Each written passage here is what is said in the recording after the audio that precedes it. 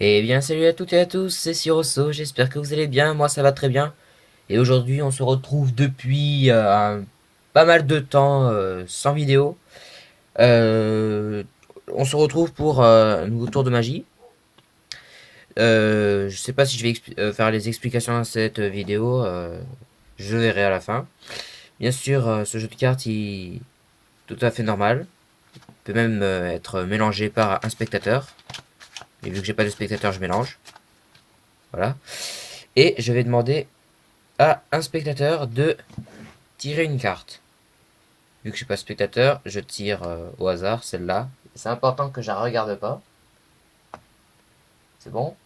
Voilà. Donc maintenant cette carte, on va la perdre dans le jeu.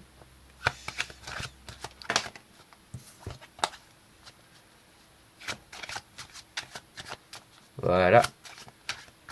On peut bien sûr aussi changer de mélange si on veut.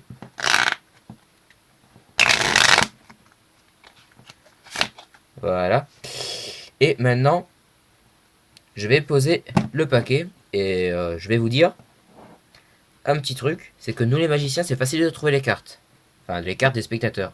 Donc du coup, ce que je vais faire, c'est que je vais prendre le paquet et je vais prendre quelques cartes et je vais les retourner pour mettre un peu le bazar. Je me dépêche. Voilà. Donc maintenant, on peut se rendre compte que les cartes sont dans un bazar. D'un coup, là, on a une carte qui regarde vers le dessus. Au moment, il regarde vers le dessous. Voilà, on a un peu mis le bazar. Donc maintenant, ce que je vais faire, c'est que je vais rendre ma main magique en faisant une passe magique. Je vais faire un petit mouvement comme ça. Et là, normalement, ce qui se passe, il y a toutes les cartes qui se sont retournées. Attendez. Je vais faire comme ça, c'est mieux. Comme je dis, toutes sauf une. La carte choisie. Voilà. Donc ce tour, je l'apprécie particulièrement parce que c'est l'un des tours que je fais le plus souvent. Fort impact sur le spectateur. Franchement, c'est bien de le faire. Donc du coup, ouais, je vais vous dire les explications. Donc pour ce tour, on avait besoin d'un paquet de cartes normal. Voilà, il peut être bien sûr être emprunté et être mélangé, comme je vous l'ai dit au début de la vidéo. Et ce tour, il est impromptu, c'est-à-dire il n'a pas besoin de faire de préparation, il est carrément automatique si on le fait. C'est-à-dire que, je vais commencer les explications, on demande à une personne de tirer une carte. Bon, au hasard, par exemple celle-là. Et là, en l'occurrence, c'est le valet de pique. Donc maintenant, le valet de pique, on va le mettre au-dessus du jeu. Voilà. On dit qu'on va le remettre dans le jeu, mais on le met au-dessus.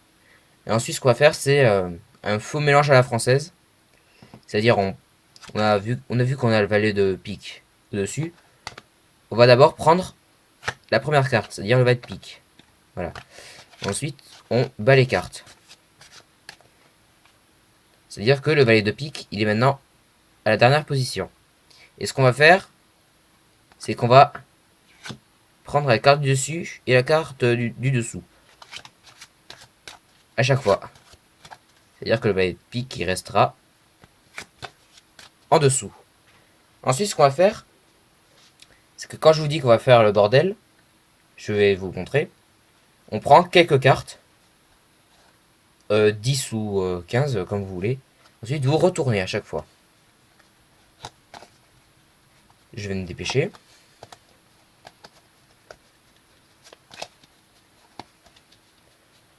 Voilà.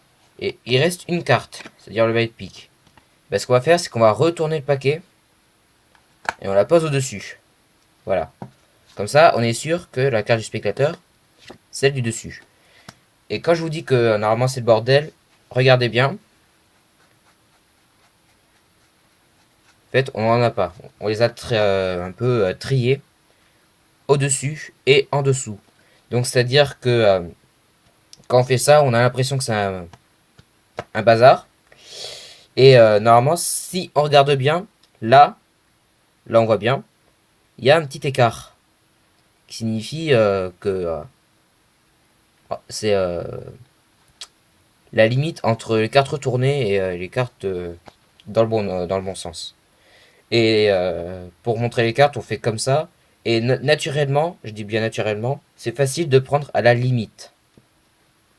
Donc on prend la limite et ensuite on inverse ce paquet pour mettre les cartes dans le mauvais sens, dans le bon sens, en laissant bien sûr la carte du spectateur qui est seule retournée. Ensuite, vous pouvez faire un claquement de doigts, une passe magique, faire craquer les cartes, faites n'importe quoi, amusez-vous.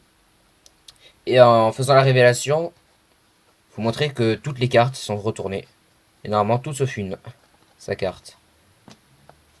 Et là, le spectateur, il comprend plus rien, il sait pas qu'est-ce qui s'est passé, et vous pouvez donner le jeu à examiner. Voilà. Je ferai d'autres tours de magie récemment, donc du coup, je vais essayer de rattraper le retard que j'ai fait. Donc du coup, je vous dis à la prochaine pour d'autres vidéos de tours de magie et diverses choses. Allez, salut!